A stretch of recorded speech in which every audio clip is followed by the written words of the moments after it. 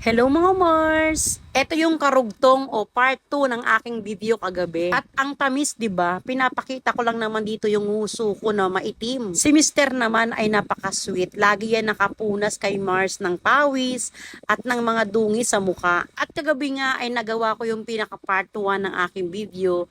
At ito yung part 2 dahil napakahaba, Mars, baka kayo ay antukin. At habang kayo ay nanonood at nakikinig sa boses ko, mapapanood nyo rin dito kung paano ko lutuin yung aking paninda na macaroni at panindang spaghetti. At nagsalin muna ako ng gamit kong powdered seasoning.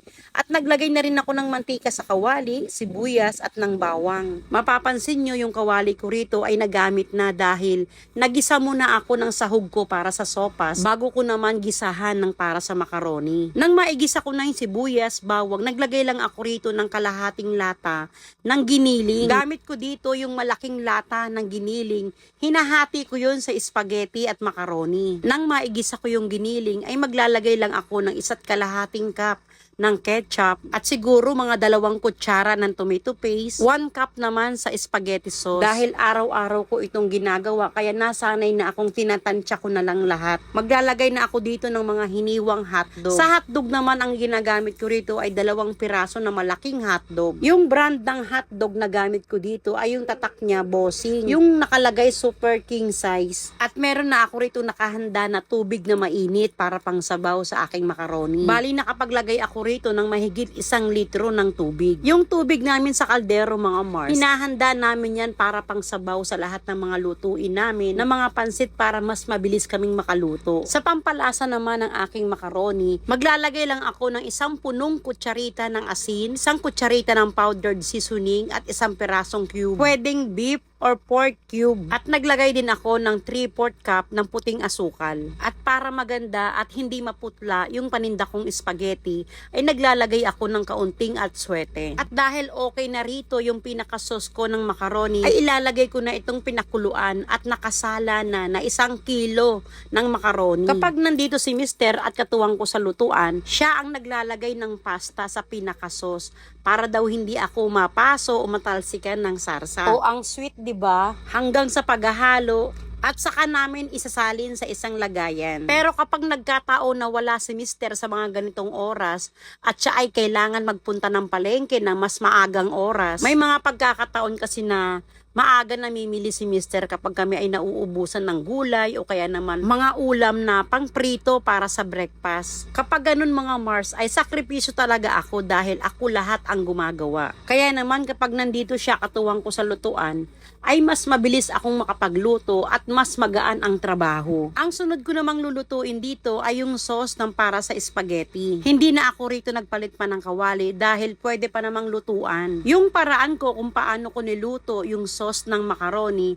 ay ganoon din yung paraan ko ng pagluluto sa sauce ng spaghetti. Ang nagkaiba lang ay dun sa pasta. Pareho na pareho po yung paraan ko ng pagluluto ng sauce doon sa macaroni at dito sa spaghetti. Nilagay ko na yung natira kong kalahating lata na giniling. Naglagay lang din ako ng pamintang powder, yung sukat ng ketchup, tomato paste at yung spaghetti sauce ay parehas lang. 1 1/2 cup ng ketchup, 2 kutsara ng tomato paste at 1 cup sa spaghetti sauce. Sa pampalasa naman ay ganun din yung sukat ng panimpla ko. Dahil 1 kilo din yung pasta na lulutuin ko kaya 1 teaspoon yung asin, 1 teaspoon ng powdered seasoning, 1 piraso din ng pork or beef cube, mahigit 1 litro din yung tubig na gagamitin ko at 2 piraso din na hiniwang hotdog. Mapapansin nyo sa video ko mga Mars habang ako ay nagluluto ng mga sauce ng spaghetti at macaroni, si Mister naman yung gumagawa sa bandang dulo. Nakasalang na nga sa dulo yung para sa pansit bihon at etong nasa gitna ay para naman sa pansit canton. At sasabihin ko naman yung paraan ko kapag dumating yung oras na wala si Mister at kailangan kong lutuin yung pansit canton at pansit bihon. Kapag etong dalawa ang niluluto at wala si Mister, niluluto ko sila sa bandang unahan ng kalan para mas mabilis kong maisalin. Kapag naluto yung pansit bihon ay madali lang isalin yun mga Mars kasi hindi naman ganun karami yung luto namin sa pansit bihon, 1 kilo lang. lang. Kapag ordinary day ay 1 kilo lang talaga yung pinakadami ng luto namin. Maliban lang doon sa pansit canton na 4 na kilo talaga. Araw-araw siya halos 4 na kilo. Tapos pagdating ng araw ng linggo, nakakaluto kami ng mga 8 kilo. Kapag wala si mister at kailangan ko nang lutuin yung pansit canton, siya yung huling niluluto ko na alam ko na parating na si mister galing ng palengke. Para pagkadating niya ay bubuhatin na lang niya papunta doon sa may ladlaran namin, sa may lamesa ng tindahan. Nag-try na nga akong buhatin yung luto namin pansit canton sa may kawali. Hindi ko talaga kayang buhatin, Mars. Si mister lang ang may kayang magbuhat ng ganun karaming pansit canton sa kawali.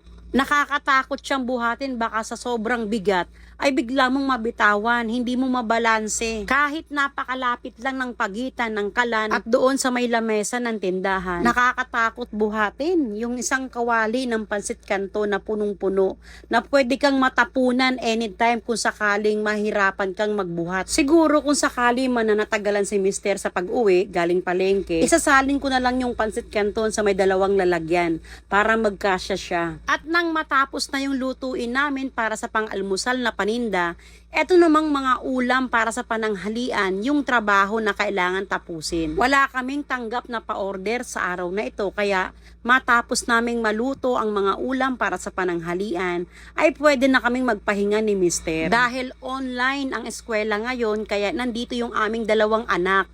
Nagpapalitan silang 2 sa pagbabantay. Yung isa kasi ay panghapon, yung isa naman ay pang umaga.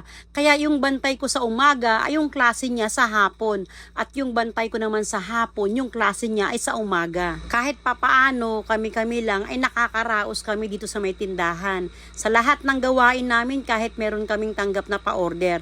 Pagdating naman sa mga hugasan, sa paglilinis, ay meron naman kaming helper na gumagawa nun. Habang wala pa yung tamang tao na inaantay ko para gawin kong tindera dito sa aming kainan, eto munang aking 2 anak na babae yung pinapasweldohan ko. At payag din naman sila dahil meron silang extra income, 'di ba? Dahil kung hindi sila papayag, naku, magagalit ang nanay nila sa kanila. Char mga Mars, pero pinapaliwanag ko sa mga anak ko yung sitwasyon na meron kami ni mister at nauunawaan naman nila yung kaya nandyan sila para umalalay sa amin. 1:30 na ng hapon nang ako ay matapos sa pagluluto ng aking mga panindang ulam. Etong pagkain namin ni mister ng pananghalian ay nasa 2:00 na ng hapon.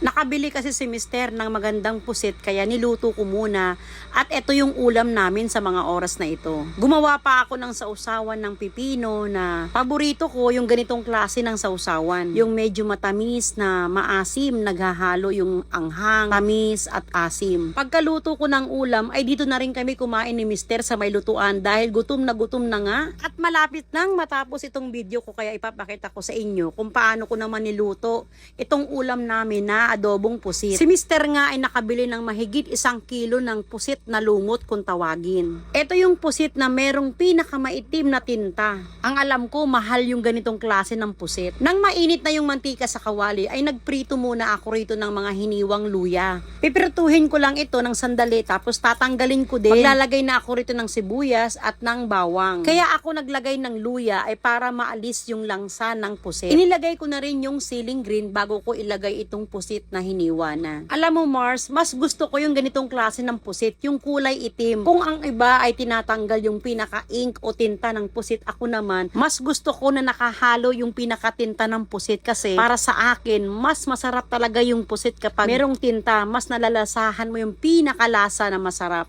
Sa pampalasa naman ay naglagay lang ako ng kaunting paminta, kaunting toyo, oyster sauce, dahon ng laurel, at kaunting suka. Tatakpan ko lang ito bago ko haluin. Nang kumukulo na siya ng mga 2 minuto, ay pwede ko nang haluin dito. At hindi pwedeng lutuin ng matagal itong pusit pala mga Mars kasi nagiging parang rubber siya. Hindi naman masyadong nagtubig itong pusit, konti lang yung sauce niya at medyo malapot na, kaya mga 3 minuto ko lang siyang lulutuin ay pwede ko na itong hanguin at patayin yung apoy. Kapag ikaw ay nagluluto ng pusit, huwag mo siyang lutuin ng matagal sa apoy kasi habang niluluto mo siya ng matagal at pinakukuluan sa apoy, ay mas tumitigas itong laman ng pusit. Kahit anong nguya mo at durog mo, talagang ang hirap niyang nguyain para siyang goma. At dahil luto na itong aking adobong pusit, kaya nilagay ko sa isang malaking lagayan. Grabe Mars, napakaitim talaga niya. Kaya pati yung pinakakuko ay maitim dahil ako ay nagkamay ng kumain. At salamat dahil natapos ko din itong part 2 ng aking video. Ako pa nga ay nakatulog at nagising na sa alanganing oras, pero ginawan ko pa rin ang paraan na magawa ko ang video na ito. Kaya mga Mars, maraming salamat sa panonood.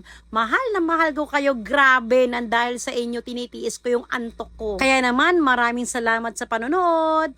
Follow for more. God bless.